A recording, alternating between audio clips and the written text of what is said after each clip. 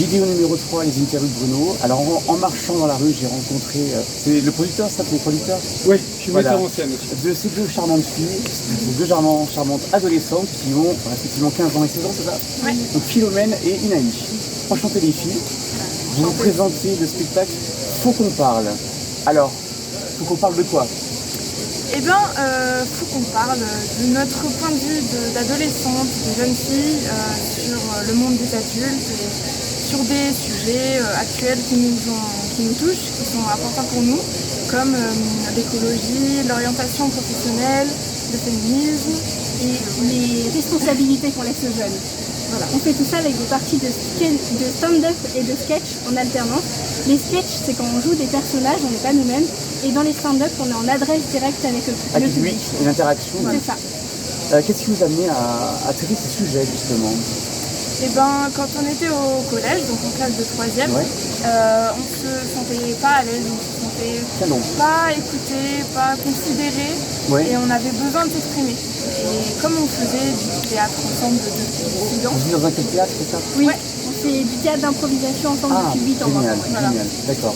voilà, comme on faisait du théâtre ensemble, on s'est dit quoi de mieux pour exprimer ce qu'on a besoin de dire que par notre passion. Donc l'écologie, pourquoi l'écologie? Dans l'écologie, il y a surtout le monde qu'on nous laisse. Donc on parle d'écologie, important. d'environnement, etc. Et parce que c'est un sujet qui nous touche quand même actuellement. Enfin, on est en plein dedans et on sait bien que d'ici quelques années, si on ne fait rien, c'est fini. Le monde humain vous fait peur? Ah, bah, clairement, On le dit dans le spectacle. Et c'est pas que nous, il y a beaucoup d'éco-anxiété chez les jeunes. Et donc on s'est dit que c'était encore plus important de parler de ça. En ce qui concerne l'orientation professionnelle, comme vous en parlez si bien, qu'est-ce qui vous fait peur là-dedans? Est-ce qu'on va dire que le monde technologique dans lequel on vit maintenant, virtuel, vous fait peur également? Le manque d'humanité? Ce n'est pas ce dont on parle Ouais, dans le c'est spectacle. pas On ne parle pas de cette partie-là. On parle plutôt de l'orientation scolaire. Du coup, on l'a écrit en classe de 3e. Oui, c'est vrai. Et on l'a écrit en classe de 3e et on était surtout touchés par ce qui allait se passer après au lycée, etc.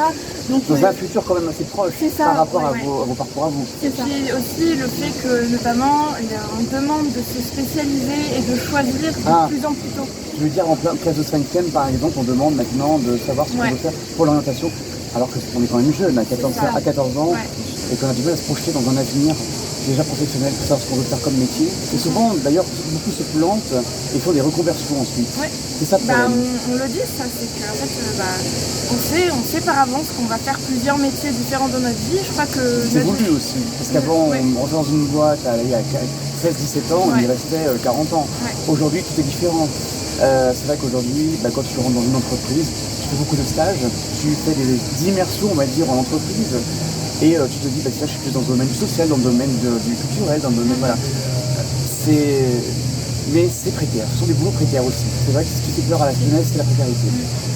Et, ce qui est important dans le spectacle, c'est qu'on parle de tous ces sujets avec beaucoup d'humour.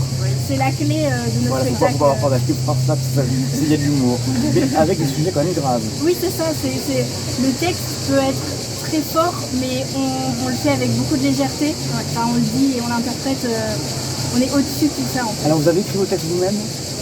Alors, coécrit. Coécrit. C'est-à-dire que pendant les séances d'écriture, en fait, on discutait avec notre co-auteur, metteur en scène, de sujets, de ce dont on voulait parler.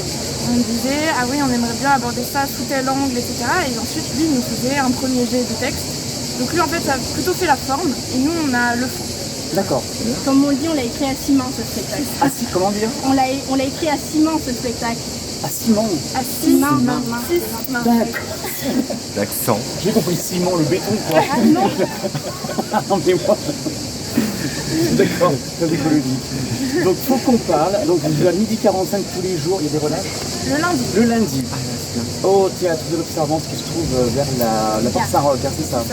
Boulevard Raspail Saint-Roch là-bas. Ouais, c'est au bout du Pour boulevard situer un Raspail. petit peu, voilà. Merci les filles. Merci à vous. Et puis j'espère que vous aurez du monde et que vous allez faire un beau festival. Merci beaucoup. À très bientôt. Au revoir.